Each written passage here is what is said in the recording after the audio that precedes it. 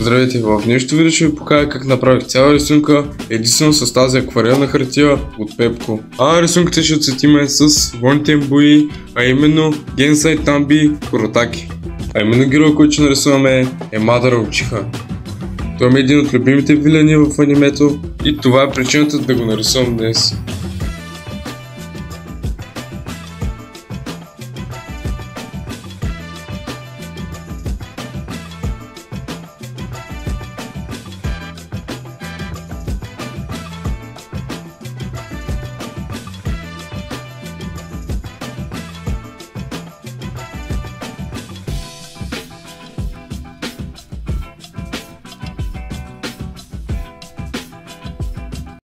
Грубата скица е готова, обаче има един много сериозен проблем на тази хартия. Че е просто супер трудно се скицира. Буквално графита едва се слага по хартията и изглежда отвратително. Надявам се с по-тънкия молив да изглежда много по-добре. За жалост изглеждаше по абсолютно същия отвратителен начин.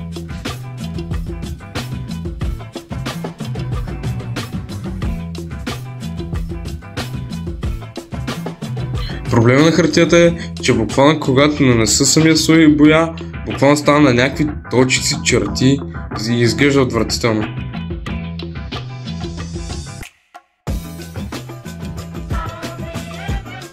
Буквално се мъчи с хартия да мога да попия боята, защото буквално сири от плътността на самата хартия.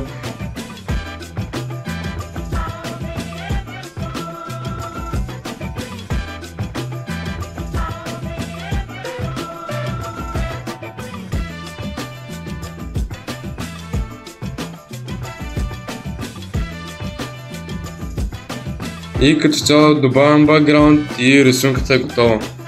Тук още няма контури, обаче може да видите как буквално самата хартия седи на точици и е ужасно. Ето тук е и с контури, обаче това изобщо не оправя положението. Ето как се получи цялата рисунка.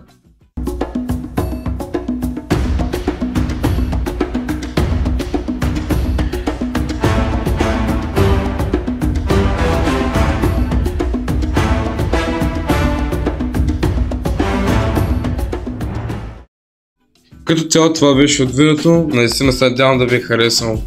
И ако искате да ми подпомогнете, може да се абонирате за канала и да ме пишете долу в коментарите какво да бъде следващото предизвикателство. Ако това видео събере 20 лайка, ще купя алкохолни маркери от Пепко и ще ги изпробвам на видео.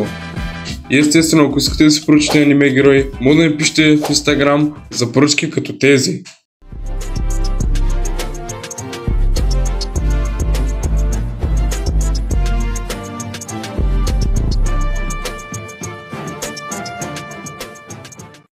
Благодаря на хората, които са изгледали видеото и до скоро!